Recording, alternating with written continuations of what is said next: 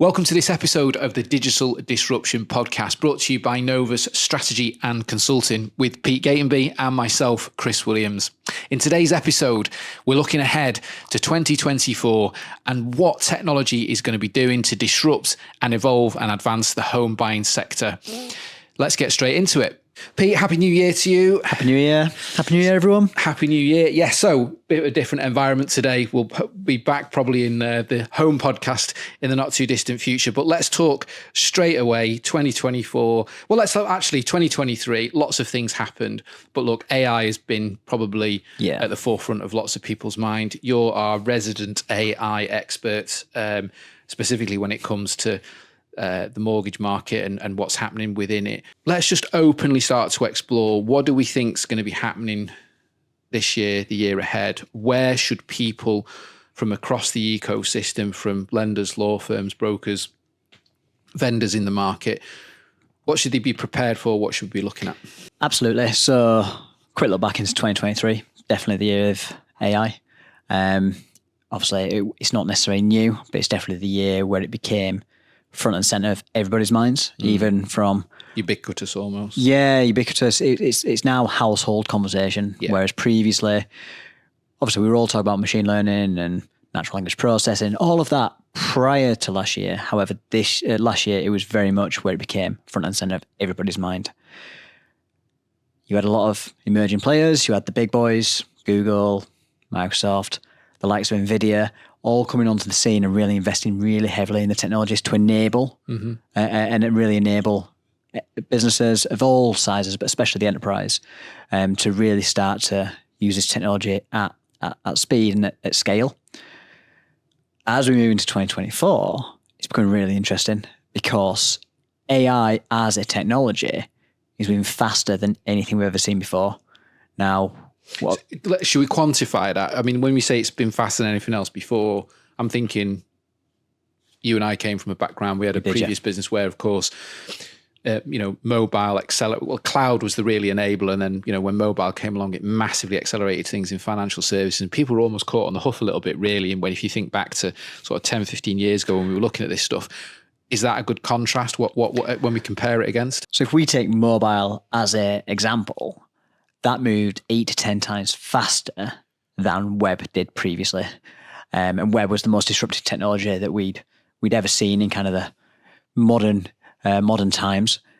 AI is moving X times faster than mobile. And what that means is the pace of acceleration, the pace of change, and the pace of which the technology is evolving and getting better and getting more powerful is that much faster. Now, why is that important to the home buying and mortgage space?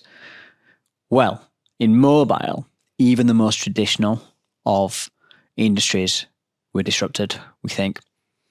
Uber, right? Uber's the classic example. Disrupted an industry that hadn't changed for over a century. Yeah. Now, and we operated a lot in FS at the time, and as more of a broader market. We were working with large high street banks who were coming to us to ask how they protected themselves against the likes of Monzo, Revolut, Starling, these mobile-first banks, of which when we looked under the hood, the problem was often not necessarily that the ideas or the investment wasn't there, but it was the process, the people, the culture that stopped these large incumbent organizations to adopt the technology at the pace of which was required. And so the technology overtook them. And what that allowed was that it opened the door to these startups to walk into what was previously a really hard market to enter. When it comes to AI, that pace is faster. And again, history tells us that large organizations should have every opportunity to protect their position in the market. But actually what's happening is that these organizations are fighting within themselves about what the best way to approach AI as a technology. Can we use generative AI that's been trained on copyrighted material because it might cause legal questions?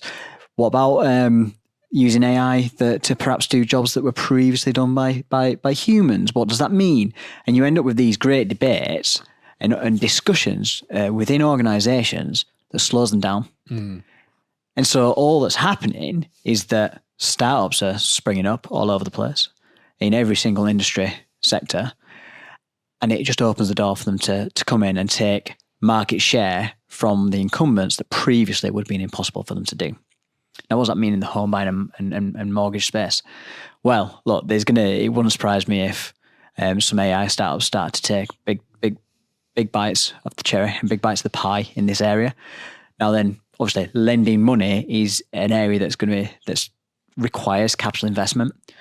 But it wouldn't surprise me if some of the organisations like Monzo, Revolut are starting to look at this, and especially with what we're expecting to happen in 2024 as Revolut potentially gets its banking licence, if it gets past the regulatory bodies that it's been trying to get past for a while, or Monzo gets its IPOs or gets its investment from Alphabet, yeah. Then suddenly they might have the capital injections to go after that lending space at that scale. And if they can incorporate artificial intelligence and especially generative AI to provide the services within their obviously far-reaching products now, because they cover many, many areas of the FS scope, then suddenly that's an area that is going to be disrupted quite quickly. Not to mention, we start to talk about the possibilities around generative AI offering advice and learning quickly as market trends take a hold, learning from the data that's presented to it to present the best and often better advice than trained and professional advisors can sometimes provide. Now I'm talking about mortgage brokers, for example, in that industry, but it's not limited to that small area of the home buying sector. This whole market is going to be thrown wide open in 2024, and I think it's we're in for a wild ride. Yeah. Yeah, it's interesting. I mean, my view is that I agree with much of it. Whether or not we'll see it at that pace in 2024, I'm not 100% yet. I think that the trigger for some of this is going to be perhaps some of these newer players coming into the market if they can get into it. But if they can't get into it, then that probably keeps the pace a little bit slower. But notwithstanding that, I totally agree that we're going to see some shifts and some changes, and that's going to happen exponentially. You know, I think it's interesting, the mobile comparisons and what we saw at 8 to 10 times faster, and obviously AI is moving even quicker than that. What that does mean is that we've got to be ready for it. And I think in a previous episode last year, we talked about use cases. Yeah. And I think one of my suggestions really, or invitations, if you like, to sort of our sort of core audience would be, you know, start to lean into this stuff now. Yeah. Start to configure your organizations in such a way where you are dealing with the day-to-day, you're optimizing that. Yep. You know, it's been a tough time last year across a number of sectors, you know, this one in particular. It is about sort of reducing costs, you know, maintaining margins, increasing margins where possible. I mean, look, you know, people are in business at the end of the day. Yeah. For the lenders, it's a little bit different. You know, that their world necessarily hasn't been as disrupted as much, but certainly for sort of law firms and things like that. But what we've got to sort of do, I think, or what they've got to do is start to, lean into this, as in lean into AI and technology, configure their organizations to enable them, wherever they sit in the ecosystem, to configure those organizations so that, yes, you're dealing with sort of the day-to-day and the BAU type stuff, but actually you've got the innovation capabilities. And if you've not got the innovation capabilities necessarily in-house, this is where, and this has been a bit of a buzz phrase, I feel, in the industry, is collaborate, but start to look horizontally now, because it's if you can start to piece this together and pool resources together to explore, that's true collaboration. Yeah. I think that's going to be one of the things that needs to happen. Going back to something else that you mentioned though, in your sort of opening piece there about AI and how it, you know, how organizations, you know, really need to start to utilize it and start to pick it up.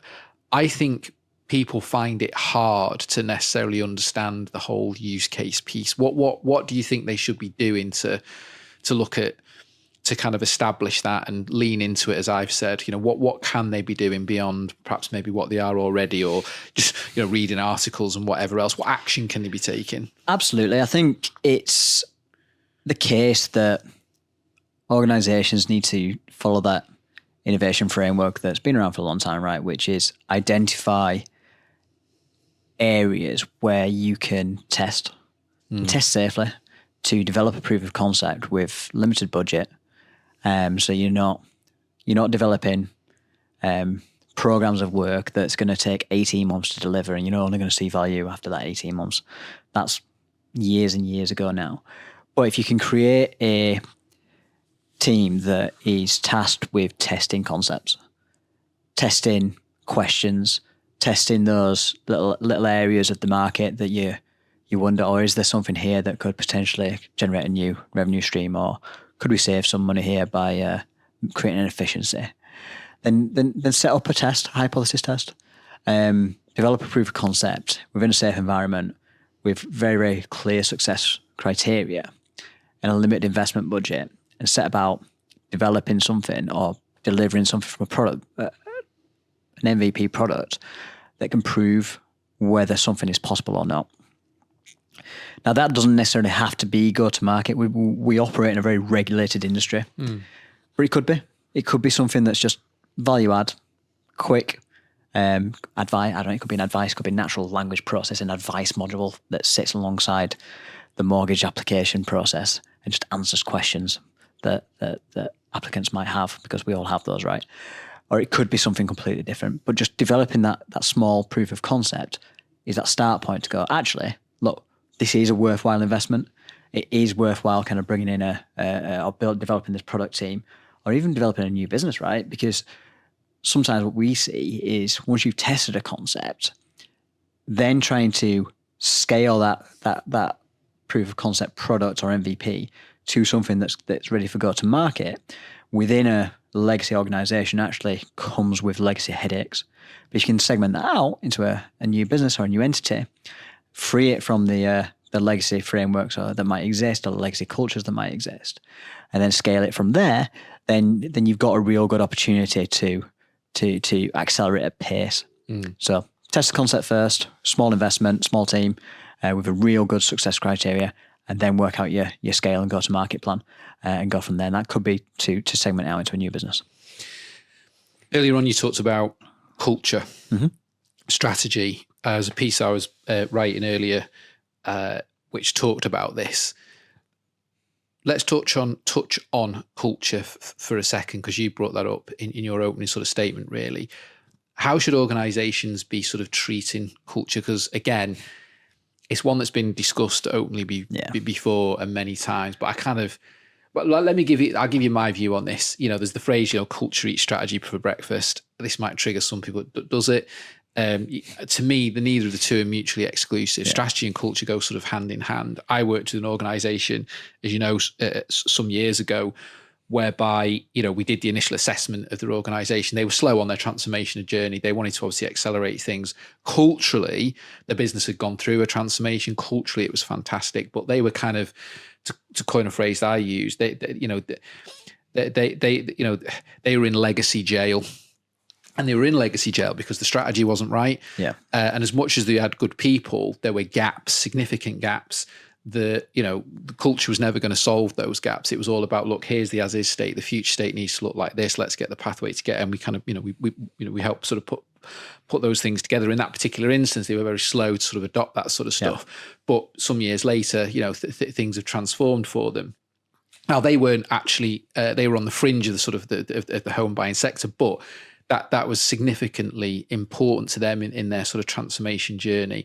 But I've seen a lot of stuff, particularly towards the end of last year, the start of this year, where, again, there's been a big hone in on culture, and you mentioned it. What's your sort of take on it, and what do you think organizations should be doing? Because I don't believe the two are mutually exclusive. They do sit hand in hand, and strategically, you've got to have, all companies need to be tech companies, in my view. I agree. The people have written doctorates on this, so we're not going to dissect it in a short podcast episode, but culture is vitally important, but culture is what delivers on your strategy. And so it's like saying a cup is nothing without the tea within it. Well, of course, but the cup holds the tea. Yeah. And so the two have to go hand in hand, otherwise you can't consume the tea. And therefore, in this situation, culture is what delivers on the strategy. You can't have one without the other. But equally, it's a scale, right? Poor culture can sink the world's best strategy. Now then, if you put this into sports terms, I often do on this podcast, right? It's what I know. You could have the best strategy in the world, but if you're playing against Barcelona and you just happen to have a team of Sunday leaguers, whether you have the best strategy in the world or not, you're probably going to lose because your talent's not right. And in the same way, if your culture isn't right in terms of delivering strategy at pace and at the and to the high levels of quality and taking pride in their work and open communication, all the things that we identify as being hallmarks of a good culture, then strategy is going to fail. Equally, I can tell you that some of the best people I know who have the best culture that's aligned to me, but I won't necessarily ask them to deliver on strategy because they're not going to. It's not going to kind of work. So the two need to be at a really mature level. And look, it kind of comes down to what we talk about within the NDI or the Novus Digital Index, right? Yeah. We assess it. Yeah. And we do this with a lot of our clients, especially when we first start working with them, is to get a full view of each of the pillars of their organization, of which strategy is one and culture is definitely another, among others.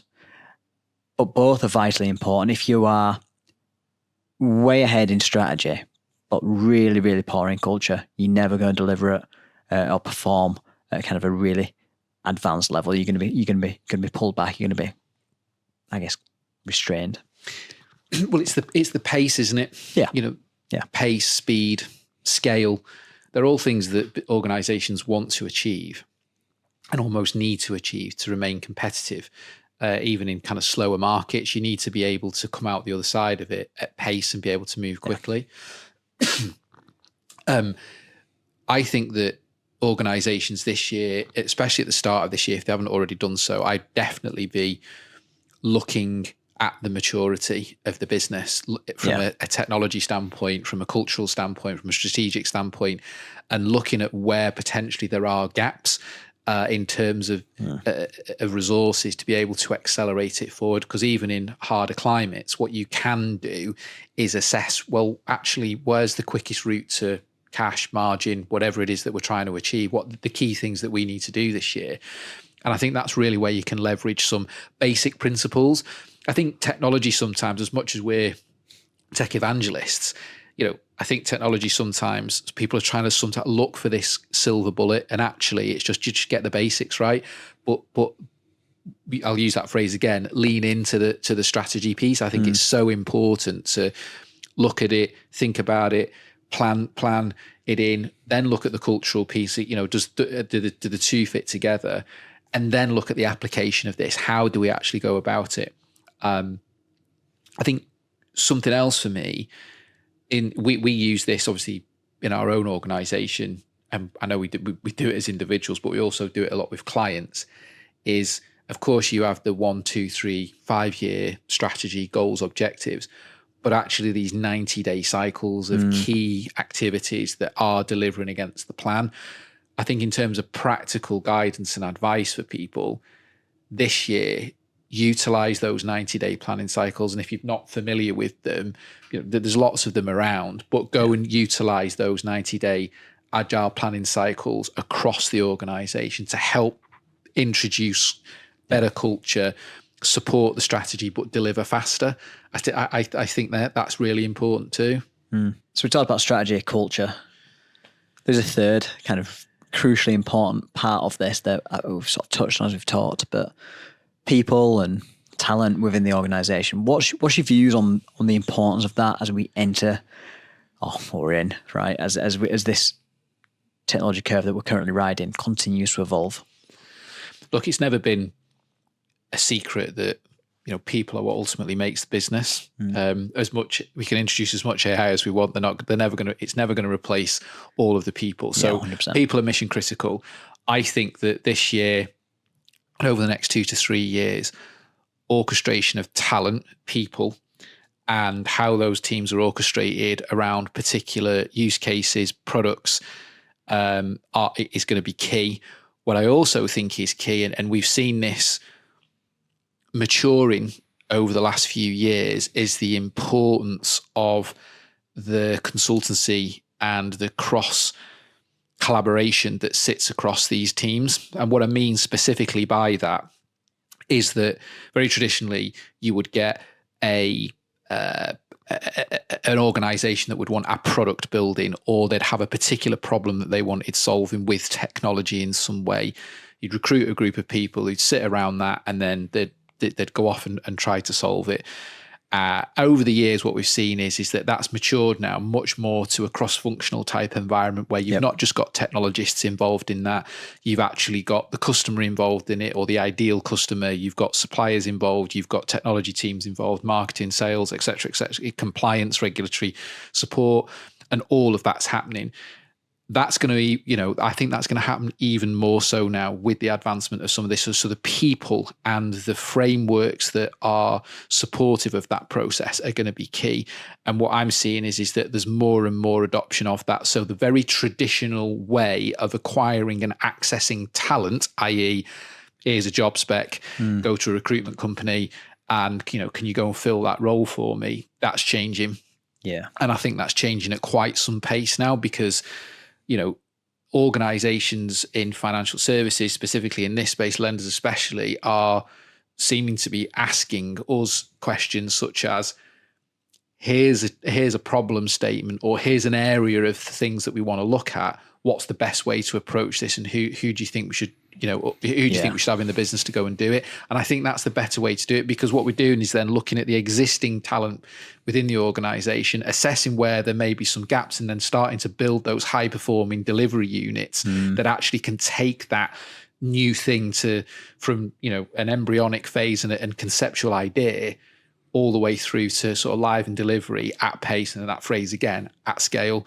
And I think that's that for me is what we're going to see, and we'll continue to see more of as the kind of consultative and recruitment world collide. Yeah, we're seeing it more and more. And I think about an example really recently, right, where we had a client come to us, and their traditional recruitment arm, even within their own large organisation, had been struggling to fill a post for a strategically critical product engineering role, and they've been struggling to fill it for 3 to 4 months. They'd had a handful of CVs, and not one, according to the product team, one of those CVs was appropriate. They came to us, and we immediately looked at the question they were asking and said, "We're looking for the wrong person in the wrong place." And actually, once we tweaked it over just a couple of days with some kind of critical looking and identification in the right areas, we had 7 or 8 people who were able to kind of help in those areas. I mean, the backgrounds of these people were PhDs. They were coming from PhD backgrounds to come into a product engineering role previously unheard of. They wouldn't even consider applying for those kind of jobs, but that's the world we're in. And what we're finding is that the recruiters in the world aren't geared up and don't understand the technology enough to be able to ask those questions at that level, to unearth those details, to therefore deliver the right person to the right program at the right time. Yeah, and I think this is where that convergence is really taking place. And no offense to recruiters, I think it's just there's an evolution that's taken place there, and I think we'll see more and more of that. And to your point of, organisations, they're going to start to ask different questions. How the requirement is placed now is different, and I think we're going to see more of that. Great. So as we come to the end of this podcast then, and moving into 2024, of course, let's get some predictions. It's natural on a podcast. But what do you think are going to be the big changes, big predictions for the home buying sector for 2024? I think that we're going to see continued investment in infrastructure technology. Maybe not necessarily specifically in the law firm category. I think there's more that will be done there. But I think that's probably been the worst hit with slowdowns last year, and I think it'll be more of focusing on margins. But in terms of sort of in the lending arena, other parts of the ecosystem, I think we're going to see big strides. I think we're going to continue to see those big strides in technological advancement. I think collaboration will accelerate more, as you know, I'm working a lot and heavily involved in a project around synchronization. That's a big thing. I think we'll see advancements with that this year. And ultimately, if the North Star within the home buying market is getting towards a remortgage in a day and a sale and purchase within a week, then I think we're going to move way more closer towards that. There's some very exciting. I wish I could say more, but there's a lot of exciting things that are happening, and I think that we're going to see continued investment in these areas. I think that whilst we've seen across market sectors some tough times. We've seen a lot of layoffs in certain industries as well, but specifically sort of the home buying space, it's always been it's either on the up or it's on the down, or it flatlines a little bit. But ultimately, there's continued investment in those technological advancements, because the fact of the matter remains, if you're in a bit of a slow market rather than a bull market right now, if you can kind of hone in on the key areas when things come out the other side, it's going to be who's the fastest ready to go and the most, or the best organised. And I think we're going to continue to see sort of investments in that. Certainly from the things that we're involved in and looking at, that certainly seems to be the case. Yeah, I think you're right. When the market's down, if you invest well, you can make huge strides forward when everyone else is standing still, right? But I think I agree with that. I mean, we've been in tough times. We've advised organisations in tough times, and it's tough. But where there's a will, there's a way. And I think that's the input. I think that's the attitude to take toward in anything, is to kind of get down into that headwind and see where there's always opportunity. Maybe a bit of a cliched management consulting phrase, but never waste a good crisis. Yeah. Well, that concludes this episode of the Digital Disruption Podcast. Thanks for tuning in and listening, or indeed watching. If there's anything in this episode specifically that you'd like to talk to us about, as ever, please don't hesitate to get in touch. Some of the resources mentioned are also available on the website, to include the NDI, the Novus Digital Index. You can go to the novus-strategy.com and download that, or indeed don't hesitate to connect with Pete and I via LinkedIn and ask any questions that you may have. For now, we wish you a very successful and fruitful 2024, and we look forward to speaking to you in the next episode.